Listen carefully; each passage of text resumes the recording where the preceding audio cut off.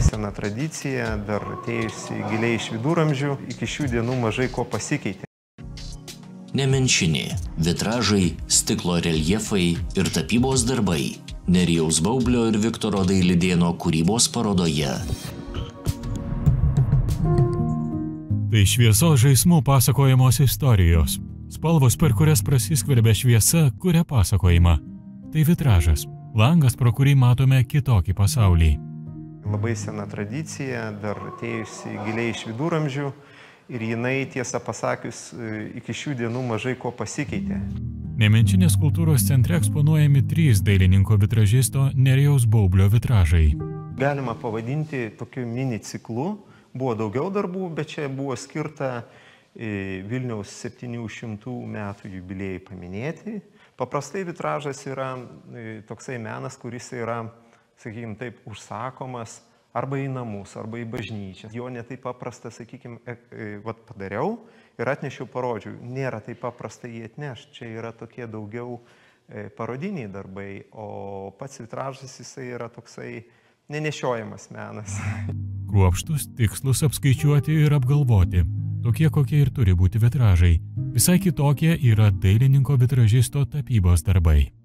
Man tapyba tai yra tokia truputėlį meditacija, tokia poilsis, atotrūkis nuo to išskaičiavimo, iš to, sakykime, išskaičiuoto meno. Stiklas, kuris sulaužo plokštumą ir įgauna erdvę. Tai Viktoro Dailidėno išraiškos. Nemenčinėje dailininkas pristato naujausius kūrinius iš 3 ciklų. Vienas iš jų – darbai apmąstantys Mikalojaus Konstantino Čiurlionio asmenybę ir kūrybą. Galbūt, kad Čiurlionio metai šie ir šiaip toksai užėjo noras šiek tiek pažiūrėti, kaip jisai mane veikia ir kaip aš jį galiu retransliuoti stikle. Kitame Viktoro Dailidėno cikle dailininkas ieško medžio ir stiklo santykio.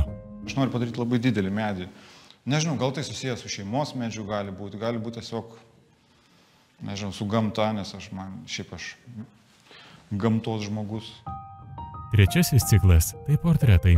Nors nufotografavus dažnai sakome įamžinau, šį kartą šis žodis tinka tiksliau. Veidai stikle, lyg sustingusios akimirkos, kurios neišbluks. Irgi tokia serija naujų darbų, aš juos tiesiog gal šiais metais pradėjau. Labai norėjau įamžinti kunigaikščius, mūsų kažkokius tai valstybės vadovus. Ir šiaip įprasminti tą valstybės mūsų to tokį per veidus, per portretus. Kol kas dar bręstantis tik tai. Norisi daryti daug portretų ir įvairių ir nežinau, man patiko.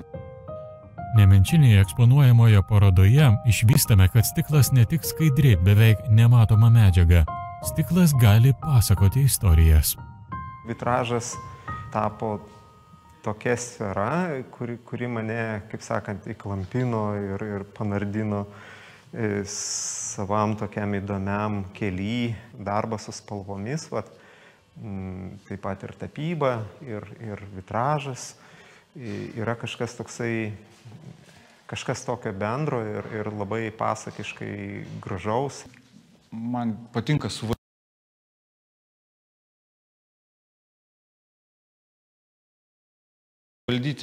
stiklą. Pats stiklas yra iš tikrųjų, kai karštojam būsenoj karštoj, jis vis tiek paklūsta fizikiniam dėsniam. Ir ta prasme, ta tokia jau tokia logika, meniška, gali įterpti ir tada jį sustabdyti taip, kaip tau reikia, pastatyti taip, kaip tau reikia. Man šitas labai patinka momentas, kai tu gali žaisti su stiklu.